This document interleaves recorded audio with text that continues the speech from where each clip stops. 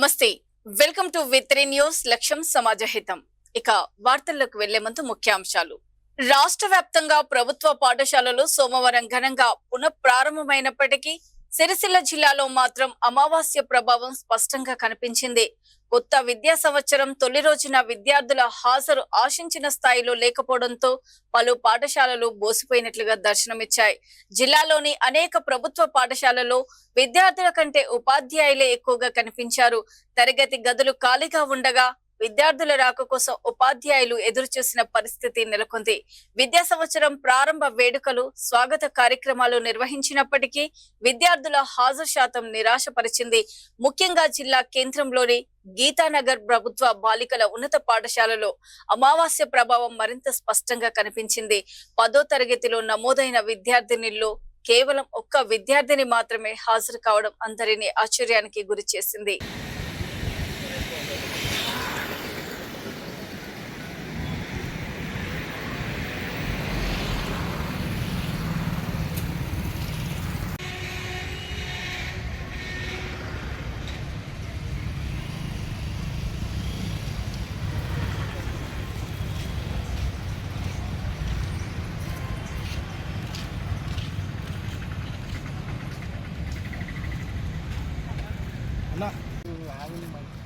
Line ముందుకు రండి ఆరా ఇద్దరు వెనుకకు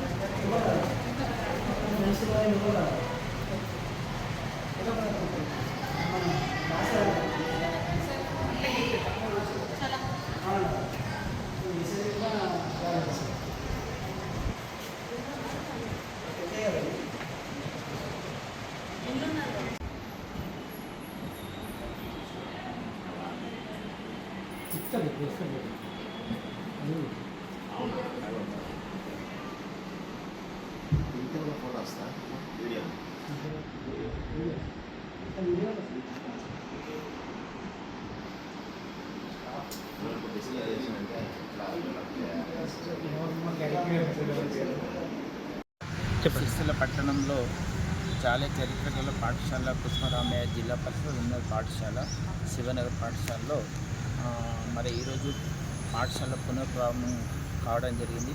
సుమారుగా 49 రోజుల తర్వాత విద్యార్థులు సమ్మర్లో చాలా సంతోషాలతో కుటుంబ సభ్యులతో గడుపుతూ అనేక సామాజిక అంశాలపైన నేర్చుకుంటూ ఈరోజు పాఠశాల ప్రారంభమైంది. పాఠశాలలో చాలా మంచి ఫలితాలు 10వ తరగతి మంచి ఫలితాలు కూడా రావడం జరిగింది. మన దగ్గర నుంచి జిల్లా వ్యాప్తంగా చూస్తే బాలుర విభాగంలో మొదటి స్థానంలో ఉన్నాం. 578 మార్కులతో ఆల్వాల వివేక్ అలాగే ఇంకా 3 పిల్లలు కూడా మార్కులు తెచ్చుకోవడం జరిగింది.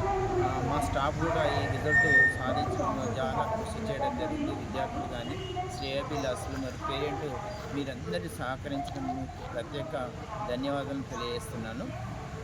మరి ప్రభుత్వం చేపట్టే అనేక కార్యక్రమాల్లో భాగంగా మరి మన పాఠశాలకు అనేక వసతులు ఏర్పాటు చేయడం జరిగింది. చాలా అనుభవమైనటువంటి ఉపాధ్యాయులు ఉన్నారు, ఫెసిలిటీస్ ఉన్నాయి. తర్వాత అన్ని సబ్జెక్టులో 2-3 హ్యాండ్స్ ఉన్నాయి. అంటే అట్లా చాలా సీరియస్గా మేము కూడా ఛాలెంజ్గా తీసుకోవడం జరిగింది.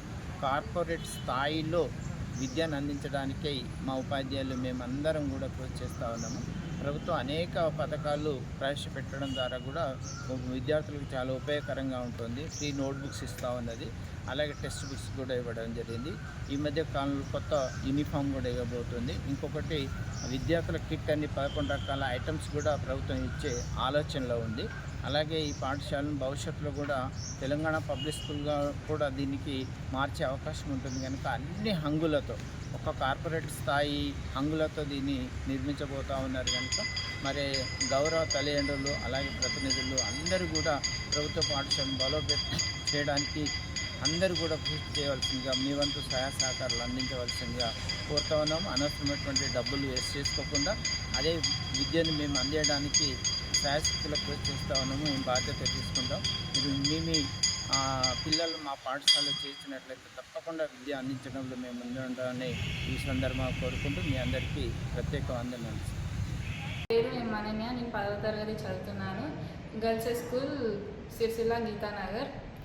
ఇవాళ నేను ఒక్కదాన్నే వచ్చాను, సార్స్ అందరూ వచ్చారు. ఎందుకంటే అమావాస్య కాబట్టి ఎవరు రాలేరు. నేను చాలా సంతోషంగా ఉన్నాను. తక్కువ మందే వచ్చారు, 10-15 మెంబర్స్ దాకా వచ్చారు. స్కూల్ ఓపెన్ అయింది, అమావాస్య కాబట్టి ఎవరు రాలేకపోయారు. కానీ నేను వచ్చాను, సార్స్ అందరూ వచ్చారు. నేను చాలా హ్యాపీగా ఫీల్ అవుతున్నాను. నేను చదువుకుంటున్నా కాబట్టి మూఢనమ్మకాలు నమ్మకుండా వచ్చాను.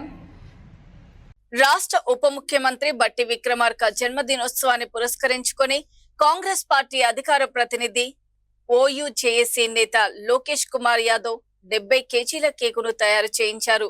ఈ రోజు ప్రజాభవన్ లో ఓయూజేఏసీ నేత వికాస్ రాజు ఆధ్వర్యంలో ఓయూ విద్యార్థి సంఘాల నాయకులు ఉప ముఖ్యమంత్రి బట్టి విక్రమార్కను కలిసి పుష్పగుచ్చం అందించి జన్మదిన శుభాకాంక్షలు తెలిపారు.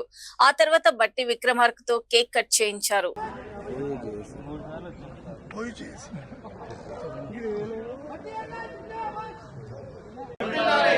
జై బట్టి, జై బట్టి, జై బట్టి. హటియానా జిందాబాద్, హటియానా జిందాబాద్, హటియానా జిందాబాద్, జిందాబాద్, హటియానా జిందాబాద్, జిందాబాద్, హటియానా జిందాబాద్, జిందాబాద్, హటియానా జిందాబాద్, జిందాబాద్. ప్రపంచ రక్తదాతల దినోత్సవాన్ని పురస్కరించుకొని హనుమకొండ కాకతీయ యూనివర్సిటీలో రెడ్ క్రాస్ సొసైటీ సౌజన్యంతో తలసేమియా వ్యాధిగ్రస్తులకు కోసం రక్తదాన శిబిరాన్ని ఏర్పాటు చేశారు. లెజెండరీ వాకర్స్ అసోసియేషన్ అధ్యక్షుడు జోనగాని యాదగిరి గౌడ్, ప్రధాన కార్యదర్శి అర్షం సదానంద ఆధ్వర్యంలో నిర్వహించిన ఈ మెగా రక్తదాన శిబిరానికి ముఖ్య అతిథులుగా Parakala RGO DS Venkanna, KU పాలక మండలి సభ్యులు చిర్ర రాజు గౌడ్ హాజరై ప్రారంభించారు. ఈ సందర్భంగా ఆయన యాదగిరి గౌడ్ మాట్లాడుతూ అన్ని దానాల్లోకెల్లా రక్తదానం మిన్న అన్నారు. ప్రతి ఒక్కరూ రక్తదానం చేయడం వల్ల ఎన్నో కుటుంబాలకు మేలు చేసిన వారవుతారని తెలిపారు. రక్తదానం చేద్దాం, ప్రాణాన్ని కాపాడదాం. రక్తదానం చేద్దాం, ప్రాణాన్ని కాపాడదాం. రక్తదానం చేద్దాం, ప్రాణాన్ని కాపాడదాం. రక్తదానం గొప్పదానం, రక్తదానం గొప్పదానం, రక్తదానం గొప్పదానం, రక్తదానం గొప్పదానం. అన్ని దానాల కన్నా రక్తదానం, అన్ని దానాల కన్నా రక్తదానం, అన్ని దానాల కన్నా రక్తదానం, అన్ని దానాల కన్నా రక్తదానం. రక్తదానం చేద్దాం, ప్రాణాన్ని కాపాడదాం. రక్తదానం చేద్దాం, ప్రాణాన్ని కాపాడదాం. జై లెజెండరీ, జై లెజెండరీ. దేవన్న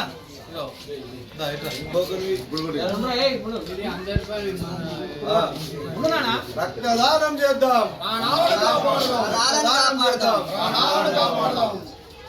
అన్ని దానాల కన్నా అన్ని దానాల కన్నా అన్ని దానాల కన్నా.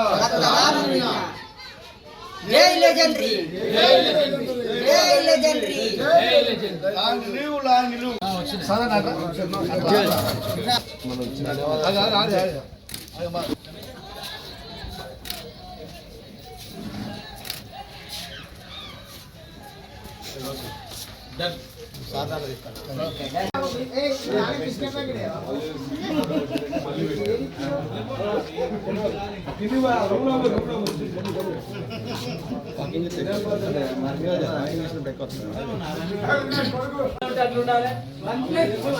ప్రపంచ రక్తదాన దినోత్సవం జూన్ 14 ప్రపంచవ్యాప్తంగా రక్తదాన దినోత్సవాన్ని జరుపుకుంటున్నాయి.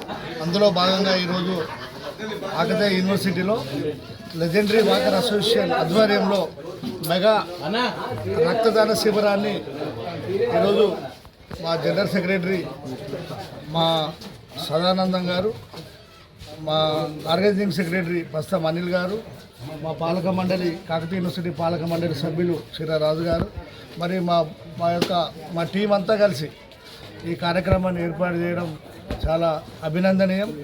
వచ్చేసారి ఇంకా పెద్ద ఎత్తున ఒక 200 మందితో కూడా ఇదే గ్రౌండ్లో ఏర్పాటు చేస్తాం కూడా. అనేక కార్యక్రమాలు చేస్తున్నాం. మొన్న జూన్ 5కు పర్యావరణ దినోత్సవాన్ని కూడా జరుపుకుంటున్నాం. అందులో ఈరోజు ఈ క్యాంపును ఏర్పాటు చేసి క్షతగాత్రులకు రక్తం అందించాలనే దాంతో ఒక తల్లి డెలివరీ అయితే రక్తం అవసరం ఉంటుంది, ఒక క్షతగాత్రుడు యాక్సిడెంట్ అయితే రక్తం అవసరం ఉంటుంది. ప్రతి మానవుడికి ఇప్పుడు తస్లేమియా వ్యాధి వచ్చింది, చిన్నపిల్లలకు బ్లడ్ కొరత ఉంది. కాబట్టి మేము రెడ్ క్రాస్ వారి ఆధ్వర్యంలో ఇవ్వడానికి ముందుకొచ్చి ఈ కార్యక్రమాన్ని ఏర్పాటు చేసినందుకు అందరూ ముందుకొచ్చి స్వచ్ఛందంగా ఈ యొక్క రక్తదాన శిబిరానికి సహకరిస్తున్న అందరికీ పేరు పేరున ప్రత్యేక అభినందనలు తెలియజేస్తున్నాను. మీ పేరు? Bonagani Yadagiri Goud, legendary walker association, Kakatiya university. ఈరోజు ప్రపంచ రక్తదాన దినోత్సవం సందర్భంగా మరి లెజెండరీ వాకర్స్ అసోసియేషన్ కాకతీయ యూనివర్సిటీలో పెద్ద ఎత్తున మెగా రక్తదాన శిబిరాన్ని ఏర్పాటు చేసినటువంటి మరి legendary walkers association president Bonagani Yadagiri Goud గారికి, సెక్రటరీ సదానందం గారికి, మరి ఉపాధ్యక్షులు తుపాకుల రవి గారికి, అనిల్ గారు. నల్గొండ జిల్లా కొండమల్లెపల్లి జిల్లా పరిషత్ హై స్కూల్లో దారుణం జరిగింది. నాంపల్లి మండలం బండ తిమ్మాపురం గ్రామానికి చెందిన విద్యార్థి రామ్ చరణ్ కొండమల్లెపల్లిలోని ఓ ప్రైవేట్ స్కూల్లో 8వ తరగతి చదువుతున్నాడు. ఈ రోజు స్కూల్ ఓపెనింగ్ కావడంతో, స్కూల్ పక్కనే ఇల్లు కావడంతో ఆడుకోవడానికి స్కూల్ వద్దకు వెళ్లిన రామ్ చరణ్ ని స్కూల్ ఉపాధ్యాయులు పిలిచి గేట్ కి తోరణాలు కట్టమన్నారు. తోరణం కట్టడానికి వెళ్లిన బాలుడు రామ్ చరణ్ విద్యుద్ఘాతానికి గురయ్యాడు. వెంటనే ఆ బాలుడిని దేవరకొండలోని ఓ ప్రైవేట్ ఆసుపత్రికి తరలించిన ఉపాధ్యాయులు చికిత్స అందిస్తున్నారు. బాలుడు రామ్ చరణ్ పరిస్థితి నిలకడగా ఉందని హాస్పిటల్ వైద్యులు తెలిపారు.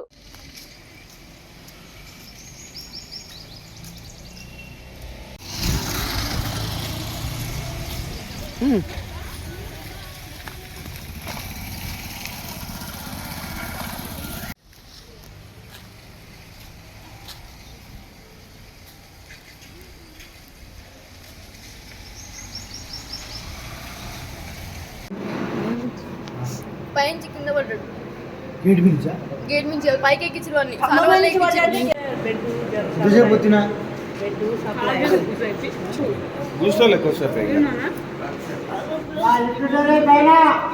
వీళ్ళు ఆడుకుంటే మరి వేరే తిరిగి ఉండేదో ఎట్లుండేదో చూసుకోలేదంట. ఎట్లా కూడా మాకు పని దగ్గర ఉన్న ఫోన్ చేయనట్టు కూర్చొని. రాష్ట్ర వ్యాప్తంగా పాఠశాలలు పునఃప్రారంభం కావడంతో విద్యార్థులను తరలించే స్కూల్ బస్సులపై రవాణా శాఖ అధికారులు ప్రత్యేక దృష్టి సారించారు. అత్తాపూర్, డైరీ ఫామ్, ఆరంగర్ వద్ద రవాణా శాఖ అధికారులు బస్సులను క్షుణ్ణంగా తనిఖీలు చేస్తున్నారు. బస్సుకు సంబంధించిన RC, permit, insurance, fitness, pollution తో పాటు డ్రైవర్ లైసెన్సులను అధికారుల బృందం పరిశీలిస్తున్నారు. బస్సులో ఉండాల్సిన ఫైర్ ఎక్స్పెండిచర్, మెడికల్ కిట్, విద్యార్థుల లిస్టుతో పాటు అనుభవం కలిగిన డ్రైవర్ బస్సు నడుపుతున్నాడా లేదా అనే విషయాలను అధికారులు పరిశీలిస్తున్నారు.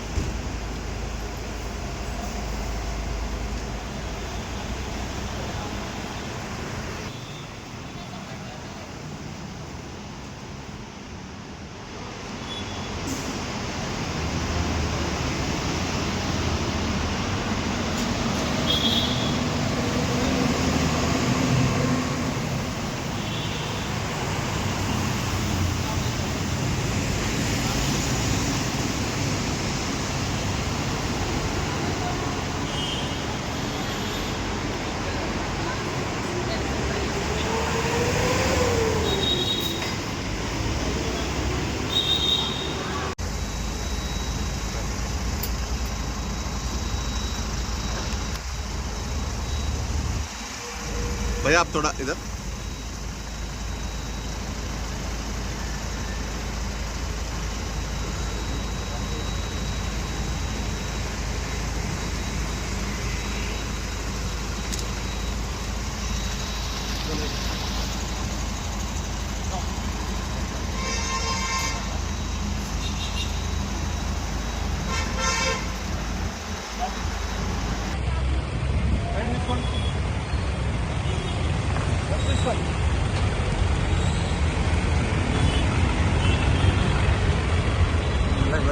ఇంకా ఉన్నాయి కదా చూడు.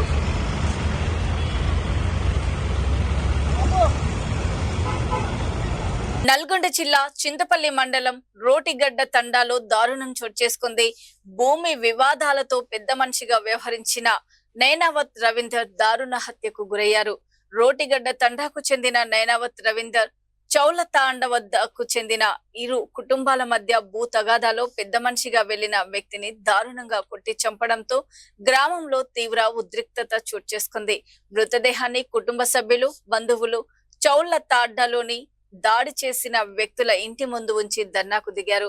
దీంతో ఆ తండాలో తీవ్ర ఉద్రిక్తత నెలకొంది.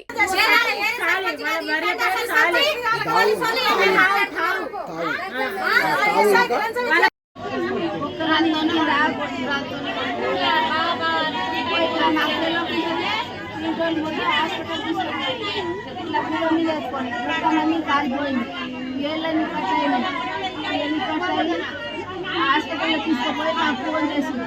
తర్వాత పోయి చూస్తే ఇంకా మొత్తం ఇళ్ళ పేరంట ఇళ్ళ పేరా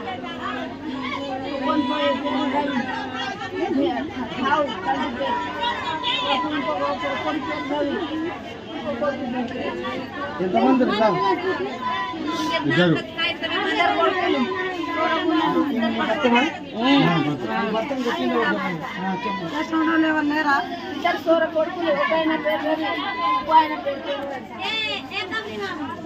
ఇద్దరు చంపి సెల్కలా వేసి పోలీస్ స్టేషన్కి వెళ్ళిపోయింది. ఇంట్లో దాచుకున్నారు. ఇంట్లో ఇద్దరు కొడుకులు, తల్లి కొడుకులా ఊసుకుంది. నా భర్తకు చంపి సెల్కలో వేసి వెళ్ళిపోయినాక వీళ్ళు వచ్చింది. ఆయన కొట్టి కింద వేసిపోయినాక వీళ్ళు పిలిపించుకుంది. మేము భూమి కొలుస్తున్నామని పిలిపించుకొని ఇక వాళ్ళ కొడుకులేమో ఒక అంతా కొలుచుకొచ్చిరంట. అలా మాకు నీరు ఎకరం కొన్నాం, అంతకుముందు 1.5 ఎకరం వచ్చేది, 2 ఎకరాన్నర తీసి మీరు తీసుకోరని అన్నాడంట. ఆ మాటకు ఇక వీళ్ళు ఏం చేసిరు, వీళ్ళ కొడుకులు తల్లి ఒక దగ్గర నిలబడ్డారు.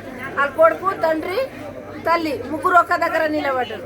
పెద్ద మనుషులు పక్కకు నిలబడ్డారు. లేక పెద్ద మనిషి లేక పోయినోనికి ఇట్లా పట్టి రాయితో కింద వేసి పోయిన ఇతలా రాయి తీసుకొని నెత్తి మీద కొట్టి మెదడు బలిగిన రాగా కొట్టిరు.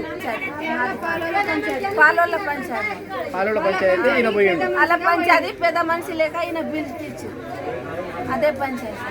సిరిసిల్ల జిల్లాలో పాఠశాలలు, కళాశాలలు తిరిగి ప్రారంభం కావడంతో విద్యార్థుల రవాణా భద్రతపై జిల్లా రవాణా శాఖ ప్రత్యేక చర్యలు చేపట్టింది. జిల్లా రవాణా అధికారి ఆధ్వర్యంలో స్కూల్ బస్సులు, విద్యార్థులను తరలించే ఇతర వాహనాలపై విస్తృత తనిఖీలు నిర్వహిస్తున్నారు.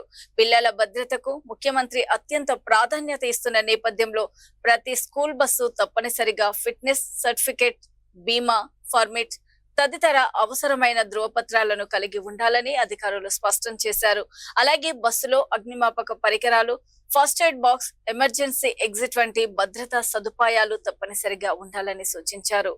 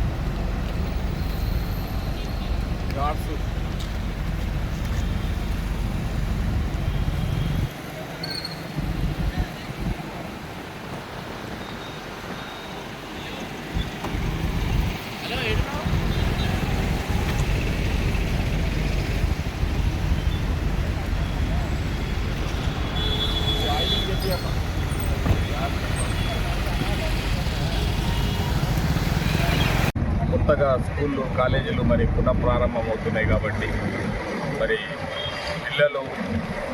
స్కూల్ పిల్లల భద్రత పట్ల ప్రభుత్వం అత్యంత శ్రద్ధ వహిస్తున్నది. ఎందుకంటే స్కూల్ బస్సుల్లో మరి పిల్లలు క్యారీ చేయడం ఒకటి, అలాగే ఆటోలలో అదర్ వెహికల్స్లలో కూడా పిల్లలు మరి వాళ్ళ స్కూళ్ళకు పోవడానికి మరి తల్లిదండ్రులు కూడా పిల్లలను ఆటోలో కానీ స్కూల్ బస్సులో కానీ పంపిస్తుంటారు. మరి స్కూలు బస్సుల పట్ల మరి స్కూల్ యాజమాన్యాలు అత్యంత శ్రద్ధ వహించి వాటిని మరి ఫిట్నెస్ లేకుండా మాత్రం ఆ వాహనాలు తిప్పకూడదు. మరి జీవో నెంబర్ 35లో పొందుపరిచిన మరి ఆ విషయాలలో ఏమేమి పాయింట్స్ ఉన్నాయో అవన్నీ తప్పకుండా ఫైర్ ఎక్స్టెంగ్విషర్ అయితేనేమి, ఫస్ట్ ఎయిడ్ బాక్స్ అయితేనేమి, అలాగే స్కూల్ బస్సును మంచి కండిషన్లో పెట్టేసి డ్రైవర్కు 60 ఇయర్స్ మించకూడదు ఏజ్, అదే 5 ఇయర్స్ ఎక్స్పీరియన్స్ ట్రాన్స్పోర్ట్ వెహికల్ లాంటి ఎక్స్పీరియన్స్ ఉండాలి. అలాగే ఒక అటెండెంట్ ఉండాలి. అలాగే స్కూల్ పిల్లలు మరి ఓవర్లోడ్ తిప్పకూడదు. అలాగే ఇంకా చాలా విషయాలు అందులో పొందుపరిచారు. స్కూల్ పిల్లలు బ్యాగ్స్ పెట్టుకోవడానికి ర్యాక్స్ ప్రొవైడ్ చేయడము, ఎమర్జెన్సీ ఎగ్జిట్ మరి దాన్ని అది పనిచేస్తుందా లేదా చక్కగా చూసుకోవాలి. తప్పకుండా మరి ఫిట్నెస్ లేకుండా మాత్రం వాహనాన్ని తిప్పకూడదు. దాంతోపాటు ఇంకా ఇతర డాక్యుమెంట్స్, ఇన్సూరెన్స్, పొల్యూషను, పర్మిటు, అవన్నీ డాక్యుమెంట్స్ మరి వ్యాలిడ్ ఉండాలి. కాబట్టి వాళ్ళ పిల్లలు, ఎందుకంటే మన పిల్లల లెక్క మనము భావించేసి ప్రభుత్వం కూడా చాలా ఎమోషనల్గా వీటి పట్ల చాలా శ్రద్ధ వహిస్తున్నది. కాబట్టి ఇలాంటి వైలేషన్స్ మేము తనిఖీలలో పట్టుకున్నట్టయితే ప్రతిరోజు ఈ రోజు నుంచి మరి ఈరోజు స్కూల్ స్టార్ట్ అవుతున్నాయి కాబట్టి ఈ రోజు నుంచి మరి ప్రతిరోజు ఎన్ఫోర్స్మెంట్ అనేది ఉంటుంది. స్కూల్ బస్సుల పట్ల ప్రత్యేక ఎన్ఫోర్స్మెంట్ చేయడం జరుగుతుంది. ఎలాంటి వైలేషన్స్ ఉన్నట్టయితే మాత్రం తప్పకుండా చర్యలు తీసుకుంటాము. యాజమాన్యం కూడా వాళ్ళకు మరి వాటిపై చర్య తీసుకోవడం జరుగుతుంది. గౌరవ కలెక్టర్ గారు, మా కమిషనర్ గారు కూడా మరి వీటి పట్ల అత్యంత శ్రద్ధ వహిస్తున్నారు.